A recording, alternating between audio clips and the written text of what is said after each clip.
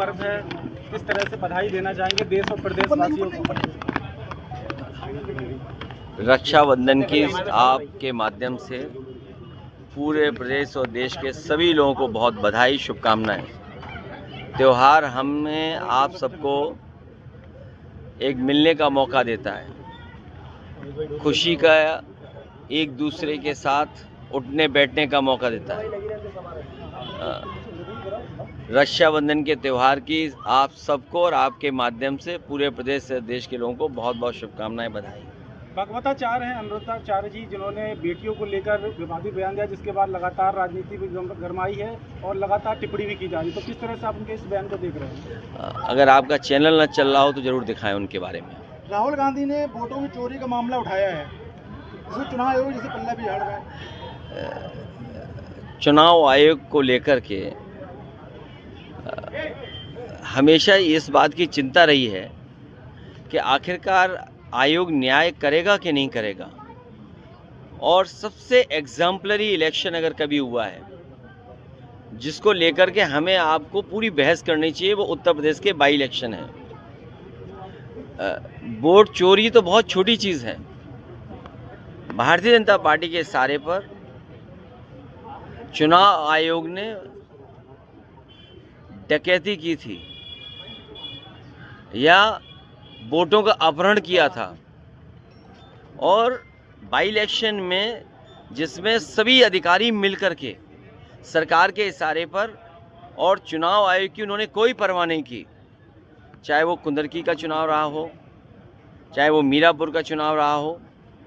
और सबसे एग्जाम्पलरी चुनाव जो हुआ है, चोरी, डकैती, अपहरण और क्या शब्द हम इस्तेमाल करें, उन सबको शामिल कर दोगे तो वह हुआ था आपका फैजाबाद अयोध्या का चुनाव, जहां पर प्रशासन ने यह तय किया कि ड्यूटी किसकी लगेगी, प्रिसाइडिंग ऑफिसर कौन होगा, उस प्रिसाइडिंग ऑफिसर को या जो अधिकारी होंगे वोट डलवाएंगे उनकी कितने वोट डलवाने की जिम्मेदारी होगी, मतलब अलग से वोट कितना डलवाएंगे। कई लोगों के वीडियो हमें आपको मिले थे जो 6-6 वोट डाल करके आ रहे थे। एक व्यक्ति पकड़ा गया था जो दूसरी जगह से वोट डालने आया था, मंत्री लोग रुके हुए थे। तो ये चुनाव लड़ने का तरीका भारतीय जनता पार्टी का रहा है। पिछली बार जब समाजवादी पार्टी ने आरोप लगाया था कि भारतीय जनता पार्टी के इशारे पर चुनाव आयोग ने समाजवादी पार्टी के वोटों को काटा है और वोट डालना नहीं दिया, चुनाव आयोग ने जब सूची मांगी तो समाजवादी पार्टी ने 18,000 ऐसे वोट जो डिलीट कर दिए गए थे, जिन्होंने पहले वोट डाला था, किसी कारण डिलीट किए गए, जिसका कारण किसी को नहीं पता, उस पर एक भी कार्रवाई चुनाव आयोग ने नहीं की। चुनाव आयोग अगर कार्रवाई कर देता उन अधिकारियों के खिलाफ तो आज निष्पक्ष चुनाव हमें देखने को मिलता।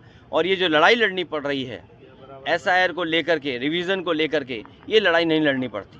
तो इसके पीछे अमेरिका लगातार टैरिफ पर टैरिफ बढ़ाता जा रहा है, लेकिन भारत सरकार को जवाब नहीं दे पा रही है। ये मौका मिला है भारत के लोगों को कि अपना उद्योग कारोबार अपने हाथ में ले लें।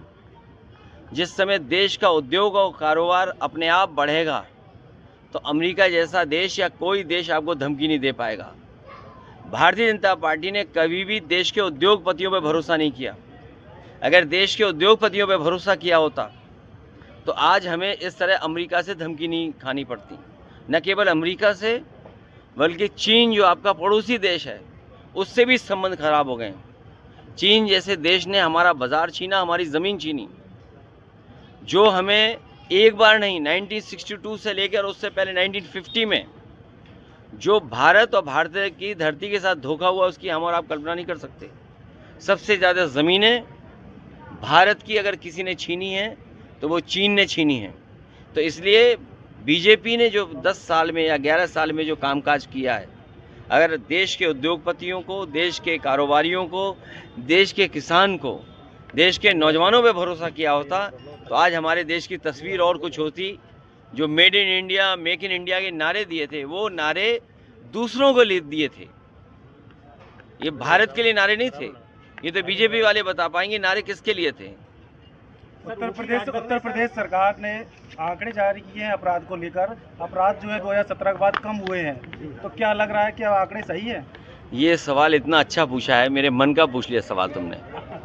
और ये मन का इसलिए पूछ लिया कि सब इटावा के रहने वाले हो सब, और आज रक्षाबंधन के दिन जब रक्षाबंधन का हम संकल्प लेते हैं अपनी बहन का, अपने परिवार के लोगों का, तो हमारी आपकी भी जिम्मेदारी बनती है कि यहाँ के नागरिकों की रक्षा हम लोग करें।